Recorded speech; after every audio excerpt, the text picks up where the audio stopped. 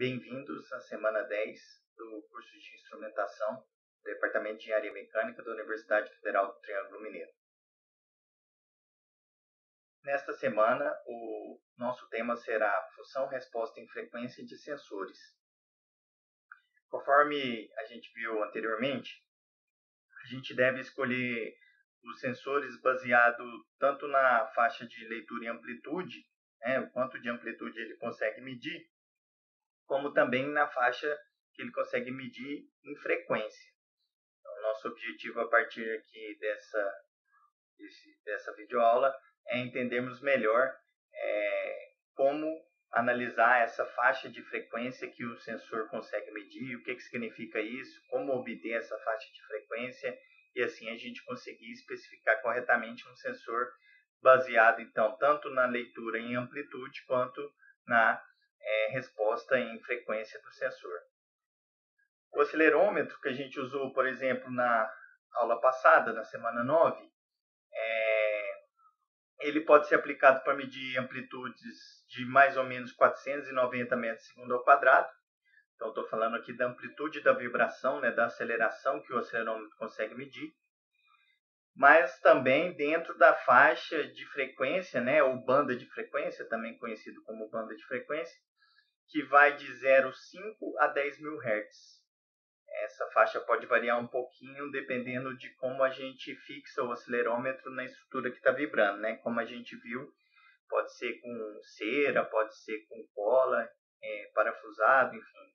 Dependendo do tipo de fixação, essa faixa de frequência de funcionamento do sensor pode variar também. Tá? Então, significa que eu posso usar esse acelerômetro para medir um sinal de vibração em 10 Hz, por exemplo, com uma amplitude de 490 metros por segundo ao quadrado, assim como 1000 Hz, assim como 10 mil Hz. Ou seja, se o sinal de vibração for um harmônico de 10 mil Hz com amplitude dentro desse limite aqui de 490, o meu sensor consegue ler.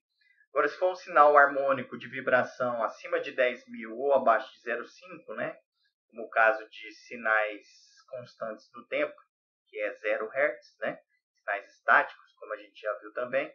Então, aí esse acelerômetro já não conseguiria medir. Então, ele mede sinais aí que tem a frequência dentro dessa faixa, com amplitude dentro dessa faixa. Como que eu sei isso? Eu entrei no site do fabricante, tá aqui o link, e aí lá vocês encontram as informações do sensor, no caso esse modelo que é o modelo que a gente usou na aula passada e que a gente vai usar também na nossa próxima aula prática. E aí lá o fabricante fala que o range, a faixa de medição dele é de mais ou menos 490 metros por segundo ao quadrado, valores de pico. Então, até 490 metros por segundo ao quadrado ele consegue ler. Mas, ao mesmo tempo, dentro dessa faixa de frequências, que é aí de 0,5 até 10 mil Hz. Tá? Então, aqui vocês também encontram outras informações, como o fato dele ser ICP, também a resolução, que é a menor valor que ele consegue medir, que nesse caso aqui é 0,0015 metros por segundo ao quadrado. Então, a menor valor que ele consegue medir em resolução seria esse aqui. Enfim, os dados todos vocês encontram então no site do fabricante, do sensor que você estiver utilizando. Tá? Então, o principal foco aqui dessa semana é entender essa questão da frequência. Então, além da amplitude, que a gente já viu, a questão de calibrar o sensor, também essa limitação que os sensores têm em sinais com frequências dentro de uma faixa que o sensor consiga ler, ok? Então, a gente já viu que pela calibração do sensor, a gente pode obter o valor da amplitude na unidade que a gente quer. Então, os sensores sempre soltam um sinal em volts e a gente calibra o sensor para poder passar para a unidade, ou seja, para a amplitude na unidade que a gente queira. Então, a gente estava falando de amplitude. Agora, nesse módulo aqui, nesse capítulo, nosso objetivo é obter de maneira experimental a faixa de frequência na qual nosso sensor pode ser utilizado. assim como a gente fez experimentalmente a calibração do sensor, a gente vai fazer aqui experimentalmente essa faixa de resposta em frequência.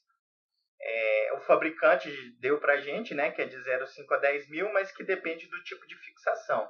Então a gente vai fixar o nosso acelerômetro com a cera, da maneira como a gente realiza os nossos testes, e vai fazer a nossa curva. Nós vamos obter o nosso intervalo, né, para a nossa fixação, e vamos também comparar aqui com o fabricante. Então, da mesma maneira que a gente fez para a calibração, experimentalmente a gente calibrou e comparou com o fabricante, né, com a carta de calibração do sensor. Agora a gente também vai fazer para frequência. Só lembrando, né, que sensores piezoelétricos, que é esse sensor que a gente está usando aqui, ele não mede aceleração caso seja constante no tempo, né? Uma aceleração, por exemplo, da gravidade, ela é sempre 9,8, né? Um sinal que a gente chama estático, constante no tempo, não varia, né? Sempre é esse mesmo valor, né? Ou ainda 0 Hz, né? A frequência de um sinal constante no tempo é 0 Hz, né? Como a gente viu lá na primeira semana do nosso curso. Então, nesse caso, né, os sinais como o da aceleração da gravidade, eu quero medir ali 9,8 metros por segundo ao quadrado com acelerômetro, não consigo, porque é um sinal constante no tempo, né? Então, abaixo de 0,5 Hz, né? 0 Hz está abaixo de 0,5, ou seja, está fora da faixa que o sensor consegue medir. Então, esse é um exemplo aqui de sinal cuja frequência está fora da faixa e, portanto, a gente não consegue medir 0 Hz, ou seja, um sinal constante no tempo. Então, para analisarmos a faixa de leitura do sensor, a gente vai precisar de olhar para a função resposta em frequência do sensor, né? Então, como é feito para obter a faixa de frequência que o sensor consegue medir? A gente precisa, então, obter a função resposta em frequência do sensor para podermos extrair essa informação da função resposta em frequência, né? O que é a função resposta em frequência? A gente já viu isso aqui também no curso, lá na aula de filtro, né? Se vocês recordarem lá, a gente tinha função resposta em frequência de um filtro passa-baixa, lembra? Que era o módulo e a fase do filtro passa-baixa, né? A gente aprendeu a interpretar essas curvas, a projetar o circuito, então vale a pena, caso você tenha esquecido, dar uma recordada lá na aula que a gente aprendeu sobre função resposta em frequência do filtro passa-baixa. Então agora a gente vai obter uma função resposta em frequência, só que não de um filtro. Agora a gente vai obter a FRF de um sensor, né? E a partir da FRF do sensor, a gente vai conseguir saber aí qual que é a faixa de frequência que ele consegue medir, tá?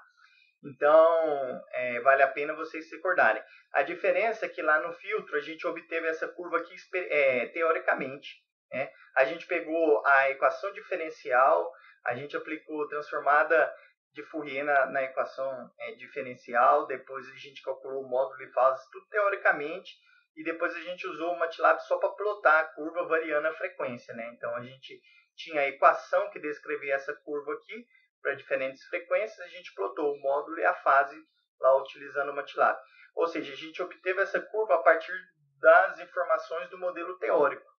E aqui a gente vai obter essa curva de maneira experimental, né? Então, como achar a FRF do sensor de maneira experimental, tá? A FRF de um sensor, de um acelerômetro, aqui eu estou dando um exemplo, não é a FRF do nosso sensor que a gente está trabalhando, tá? É de um outro acelerômetro aqui, apenas para ilustrar, tá? Ela é dada, então, como uma curva também, módulo e fase, assim como a gente tinha lá a FRF do filtro. Analogamente, a gente vai ter uma FRF, ou seja, a curva de módulo, a curva de fase, que vão descrever o comportamento do sensor, tá? E aí, ó, quando a gente olhar para a FRF, a gente vai ver que nitidamente aqui, ó, tem uma faixa aqui, uma região, olha, que isso aqui é mais ou menos constante, né? Percebam que isso aqui está constante, mas no espectro, né? Aqui eu estou falando de frequências, ou seja, para diferentes frequências, o comportamento dos meus sensor é o mesmo, ou seja, é linear, é constante. É assim que a gente interpreta essa curva, né? Fora aqui dessa faixa, eu tenho um comportamento, ó, que tende ao infinito aqui, e em baixas frequências vocês vão ver que isso vai tender a zero. Ou seja, tem uma faixa aqui, que é a faixa que, para diferentes frequências, o comportamento do meu sensor é o mesmo. Então a gente vai definir, a partir da curva da FRF do nosso sensor, qual é essa faixa linear, com essa faixa na qual o nosso sensor trabalha. Procedimento para a gente obter essa FRF, a gente vai ver então a partir desse slide aqui. Tá? A gente chama estimador da FRF, pois se trata de um procedimento experimental. Então, como eu disse, no caso do filtro, a gente tinha um modelo teórico, a gente obteve a FRF a partir das equações, né, que a gente foi desenvolvendo lá até chegar no módulo da fase. Aqui não. Aqui a gente vai estimar a FRF, ou seja, a gente vai obter esses gráficos experimentalmente.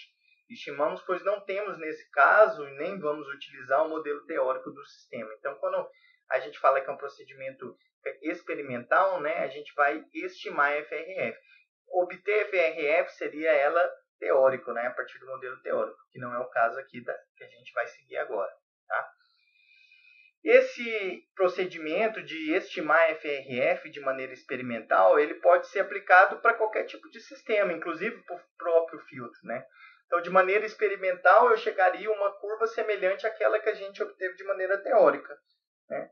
Então, aqui, esse procedimento experimental que a gente vai seguir aqui agora, no caso para o sensor, ele também poderia ser usado, o mesmo passo a passo que a gente vai aprender para obter lá o filtro, assim como para sistemas mais complexos. Imagine uma planta de refrigeração, uma viga vibrando, o chassi de um veículo vibrando, ou seja, na área de vibrações, por exemplo, em análise modal, a gente usa o mesmo procedimento experimental que a gente vai ver aqui agora para obter análise modal ou a FRF de uma estrutura, que é o que vocês vão aprender lá na disciplina de vibrações, tá?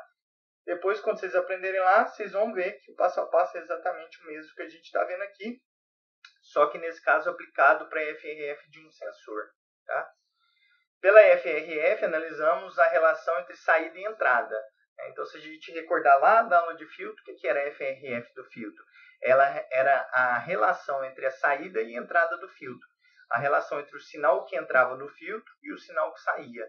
Então, o sinal de saída sobre o sinal de entrada, né, no domínio da frequência, dava para a gente a FRF do filtro. Aqui é a mesma interpretação. Né?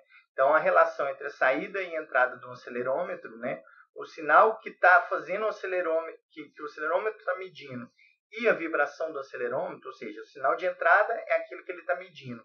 E o sinal de saída é o sinal que o acelerômetro está dando para a gente. Então, a saída sobre a entrada, a relação entre o sinal que o acelerômetro lê e o sinal de vibração que ele teoricamente está lendo, né? O sinal real, né? Que é a entrada, e o sinal do acelerômetro, a leitura, que é a saída. Então, pela FRF, analisamos a relação entre saída e entrada de um sistema em função da frequência. Né? Então, como a gente viu lá para o filtro, aqui também. Então, é um gráfico no domínio da frequência. Né? O que significa isso? Ou seja, né, como o sistema se comporta em diferentes frequências. É isso que a gente está querendo analisar quando a gente analisa a FRF de um sistema. Tá? Para analisar a FRF em toda uma faixa de frequência, podemos testar o comportamento do sistema frequência por frequência, ou seja, utilizando sinais harmônicos. Né? Lembra lá no filtro que a gente ia variando a frequência do nosso gerador de sinais? Então, frequência por frequência, a gente analisava a saída e comparava com a entrada, que era o sinal do gerador de sinais.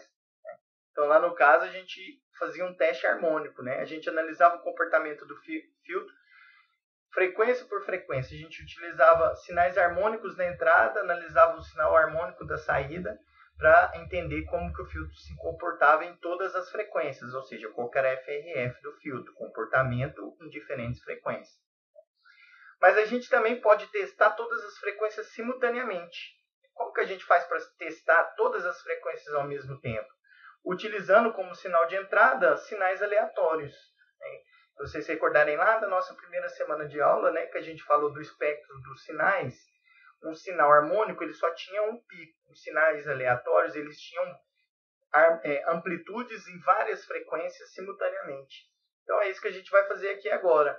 Ao invés de sintonizar ali no nosso gerador de sinais harmônicos para testar o comportamento do sistema frequência por frequência, a gente vai utilizar sinais aleatórios e dessa forma a gente vai testar todas as frequências de uma vez só. Então utilizaremos sinais aleatórios como sinais de entrada do nosso sistema e assim a gente vai estar analisando FRF para todas as frequências desse sinal aleatório. Ok? Adquirir o sinal de entrada e saída do sistema, então, é a nossa primeira etapa para estimar FRF. Então, utilizamos o gerador de sinais para gerar um sinal aleatório. Então, agora a gente não vai usar mais sinal harmônico, a gente vai usar sinal aleatório, para testar todas as frequências de uma maneira só. Recordem lá na primeira semana, né, como que era o espectro de um sinal aleatório. Tinha amplitudes em várias frequências de uma vez só, né? E vamos utilizar também um equipamento chamado shaker, né, que para vibrar de acordo com esse sinal. O que é o shaker? O shaker ele é semelhante ao calibrador que a gente viu na aula passada. Porém, ele vibra de acordo com qualquer tipo de sinal que a gente queira, não apenas um harmônico de 159.1, como foi o caso do calibrador. Então, o calibrador era um equipamento que vibrava sempre com amplitude de 9.8, sempre com frequência 159.1. O shaker não. O shaker é um equipamento que vibra de acordo com o sinal que você mandar ele vibrar. Então, se eu gerar um sinal aleatório e enviar para o meu shaker, ele vai vibrar aleatoriamente. Se eu gerar um harmônico no meu gerador de sinais e enviar para o shaker vai vibrar harmonicamente na frequência que eu mandar. Enfim, o shaker vibra com qualquer sinal que eu queira, tá? Não apenas como o calibrador, que era só em uma frequência, tá? Portanto, o gerador de sinais gera um sinal aleatório, o qual enviamos para o shaker. Assim, o shaker vibra aleatoriamente, e enquanto o shaker vibra, o acelerômetro mede a vibração do shaker. Tá? Então, é igual no calibrador. O calibrador estava vibrando e a gente usava um acelerômetro para medir a vibração do calibrador. Aqui a gente vai medir a vibração do shaker, que vai estar vibrando aleatoriamente. Tá? Então, a gente vai adquirir esse sinal do gerador de sinais, que é o sinal aleatório, que é o sinal enviado para o shaker. Ou seja, como que o shaker está vibrando? Ele está vibrando de acordo com o sinal gerado. E esse sinal gerado a gente vai estar adquirindo. É o sinal que a gente chama de sinal de entrada. É o sinal que faz com que o shaker vibre. Esse é o nosso sinal de entrada. A gente vai adquirir ele. E ao mesmo tempo a gente também vai adquirir o sinal de vibração medido pelo acelerômetro, que é o nosso sinal de saída. Então o shaker está vibrando de acordo com o sinal que eu estou enviando pelo gerador de sinais, que é o sinal de entrada. E eu estou medindo essa vibração do shaker com o acelerômetro. E esse sinal eu também vou estar medindo, vou estar adquirindo simultaneamente, que é o sinal que a gente chama de saída. Então eu vou estar com o meu conversor AD, medindo simultaneamente tanto o sinal do gerador, que faz o shaker vibrar, como o sinal do acelerômetro, que é o sensor que está medindo a vibração do shaker. Tá? O segundo passo aqui, a segunda etapa nesse procedimento de estimar FRF, a gente vai calcular os espectros dos sinais de entrada, né, que é o do gerador de sinais, e de saída, que é o do acelerômetro. Então a gente vai adquirir o sinal do gerador, ao mesmo tempo que a gente adquiriu o sinal do acelerômetro. Acabou a aquisição dos dados, né, depois de N pontos, T segundos, tudo que a gente aprendeu de aquisição de dados, a gente vai ter os dados ali na tela do nosso computador. O que a gente vai fazer?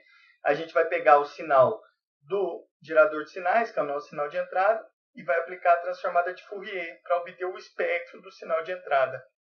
De maneira semelhante, a gente vai pegar o sinal do acelerômetro, vai aplicar a FFT, né, que é a transformada de Fourier, e vai passar esse sinal para o domínio da frequência, né, o espectro do sinal da saída. A gente vai chamar aqui de X de F a FFT do sinal de entrada, tá? E Y de F a FFT do sinal de saída. Tá? Vamos só recordar, a gente já aprendeu isso também, mas vamos recordar aqui que a FFT de um sinal ela é constituída por números complexos. Né? Então, são números que possuem módulo e fase. Tanto é que quando a gente plota a FFT, a gente plota o ABS. Né? Se vocês se recordam lá no MATLAB, a gente sempre plota o ABS porque a gente está plotando o módulo do espectro, ou seja, a raiz quadrada do real ao quadrado mais o imaginário ao quadrado. Então, vamos só recordar que o espectro, né, a FFT do sinal, ela é um número complexo. Isso aqui vai ser importante para a gente entender o passo a passo a seguir. Na etapa 3, a gente vai calcular o que a gente chama aqui de autoespectro. Diferente da etapa 2, né, que era o espectro do sinal, que simplesmente é a transformada de Fourier, aqui a gente vai calcular o autoespectro. O que é o autoespectro dos sinais de entrada e saída? Autoespectro do sinal de entrada é o espectro da entrada complexo conjugado vezes ele mesmo. Então, vamos entender isso aqui. O número, o espectro, né, o x de f, que a gente calculou na etapa 2, é constituído por números complexos. Então, esse número complexo tem a parte real e a parte imaginária. E o complexo conjugado é quando você pega, né, o número complexo e inverte o sinal da parte imaginária. Né? Então, multiplicando o número pelo seu complexo conjugado, a gente resulta em um número real. Vamos recordar isso lá do cálculo. Né? Pegar um número complexo e multiplicar pelo complexo conjugado, a gente resulta em um número real, que nesse caso aqui a gente chama de autoespectro. Então, o que é o autoespectro? É o espectro conjugado vezes ele mesmo, tá? Resultando em um número real. Tá? Então, se é real, só tem a parte real, não tem a parte imaginária. Então, a gente vai fazer isso para o espectro da entrada, resultando no autoespectro do sinal da entrada, e vamos fazer isso para o espectro do sinal de saída. Né? O espectro conjugado vezes ele mesmo, né? O espectro da saída conjugado vezes ele mesmo, vai dar para a gente o que a gente chama de autoespectro do sinal de saída. Tá? Então, calculamos aqui na etapa 3 esses outros dois espectros. Tá? Na etapa 4, a gente vai calcular o espectro cruzado. O que é o espectro cruzado? Como o próprio nome já fala, é o conjugado da entrada vezes a saída. Então, nesse caso, eu não estou multiplicando pelo próprio complexo conjugado. Eu estou multiplicando o conjugado da entrada vezes a saída. Então, a resposta vai ser um número complexo. Né? Diferente de multiplicar um número complexo pelo seu conjugado, que retorna um número real, quando eu faço com dois números complexos diferentes, isso aqui retorna um número complexo. Então, o espectro cruzado, né, vai ser, então, esse espectro constituído pela multiplicação do conjugado da entrada vezes a saída. Okay? Então, para que a gente calcula todos esses espectros? Para depois a gente vir aqui e dividir o espectro cruzado pelo autoespectro da entrada. Quando a gente faz isso, a resposta é exatamente o que a gente está procurando. A FRF do nosso sistema, o estimador da FRF, que a gente chama aqui de H. Então, H é o estimador da FRF. Por que quando eu divido o complexo conjugado, porque quando eu divido o espectro cruzado, pelo autoespectro da entrada, eu chego na FRF? Se vocês separarem aqui, ó, GXY é X conjugado vezes Y.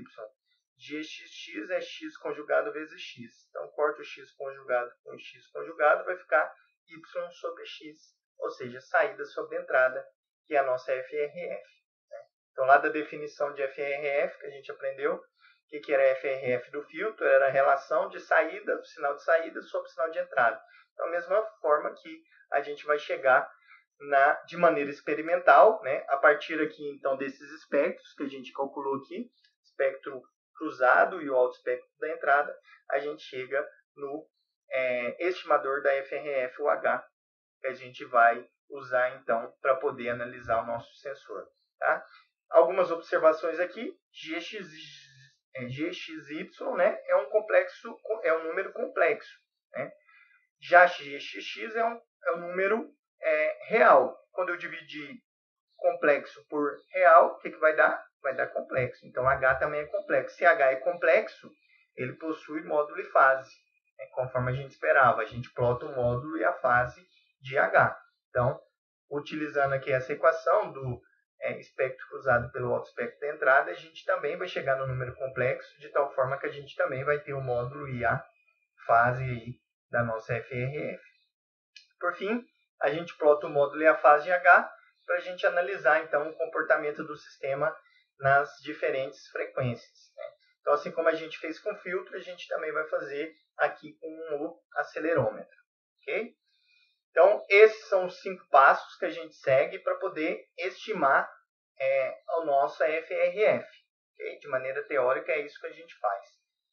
No próximo vídeo, que é o vídeo da prática, a gente vai aplicar, então, esse passo a passo aí para poder, de maneira prática, de maneira experimental, então, estimar a FRF do nosso sensor. Ok? Então, a gente se vê aí no próximo vídeo. Até mais, obrigado.